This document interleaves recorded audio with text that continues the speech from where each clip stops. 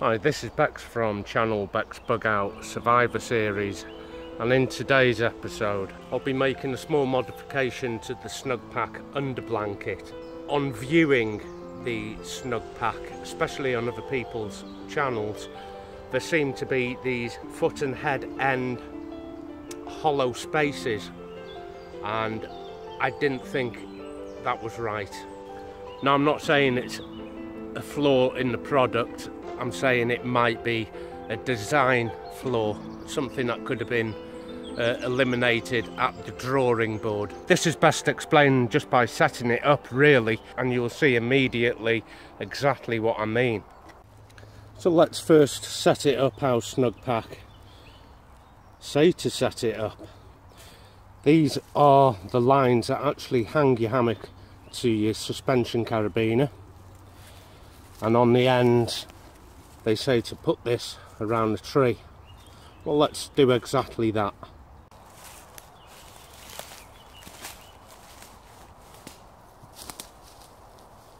So from these webbing loops here, some shock cord straight to my beaner on the suspension as recommended. Up here are the channel lines which now go around the tree. But let's have a look at the actual hammock now it's up. Well, it's this bit here. The hammock hangs like this, and there's this bit of fabric that hangs loose, and if I had a torch I could shine you right in there, and there's a big hollow space that doesn't actually touch the hammock till about here. Now, I have brought with me an aid of some weight there at the bottom of the pack, just to spread that out.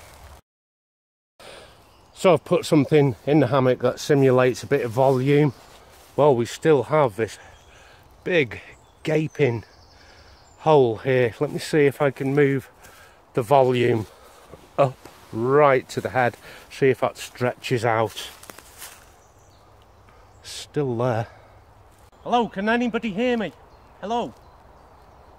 At first I thought it was a problem of the end channel lines not being high enough up the tree, so let's do that now and start lifting the channel lines. Well, it is coming up there, it's touching. Now look at the angle here, and if we follow that up onto the tree, that's about 8.5 foot up, just to try and get rid of that big gaping hole that I don't like. I'm just going to pull this back like this. Now you can see where the under blanket is touching the simulated weight. I'm going to put the weight even further up and just pull the blanket down, and you'll see it better from this angle.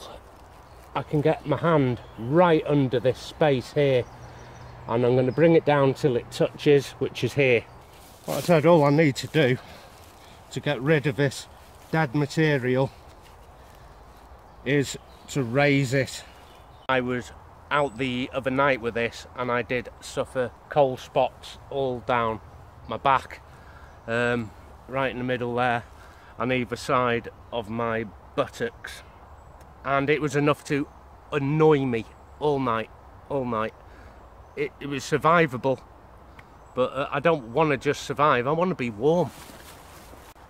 Now, I haven't actually been out overnight to test this, but already I can immediately tell that all of the under blanket is touching every part of my skin, from my neck down my back where I had them chills, either side of my buttocks. It's really nice. I feel the warmth all the way down. Now, the SnugPak top blanket, I was absolutely blown away by it. I didn't really give it much credibility at first, but like I said, I was blown away. It was absolutely brilliant. And I just wished the bottom blanket would have had an equal kind of R value. So I've just created 2 new tabs. These are the original webbing tabs to hold your suspension, and I've come down about 2 inches and I've got some DD webbing that was left over and sewn them on. I've just wrapped it over both sides and kept going around and around this section here, and the same here, doing interlocking stitches both sides. I put about 12 in each side there. And what you got to remember, that this is not load bearing, so it's going to be plenty strong enough. Now what I've done to get an even more snug fit from SnugPak is I've taken my little homemade webbing and put it through the original like that.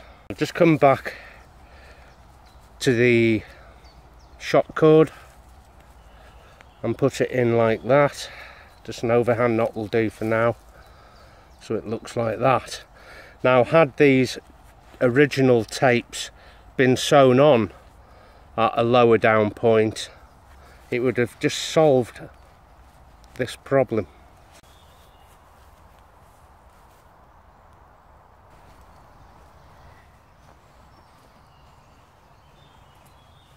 So that was the area of the hollow space. Here's how the tabs are looking.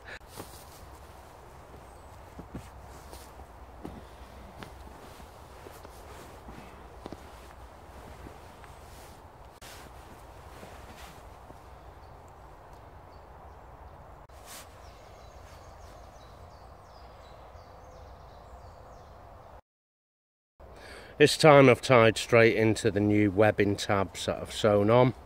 I haven't gone through the originals, and this is how it looks from the end. Let's get them out the way for you. Let's see how it looks with me in.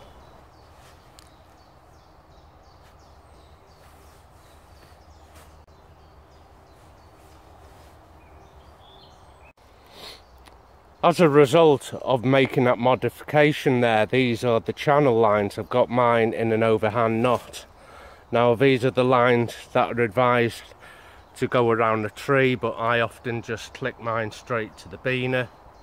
It's easier. But as you can see, there's little need for these channel lines really. I'm just going to clip it into the hammock suspension like that, so there's no requirement for it to go around a tree or to my biner.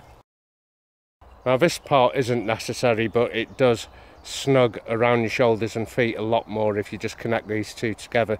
They can actually be just tied up with paracord also. You notice with the biner in now, it's cuddling up around my shoulders rather than splaying out, and that would happen if it went around a tree. It only remains now to take this out overnight and give it a little kit test, and I'll be out with this just in a couple of weeks time. If you want to join me for that one, you can sub now if you're not already, and we'll see if it's made any improvement. So until then, take care of yourself, and I'll see you out there. Happy trails.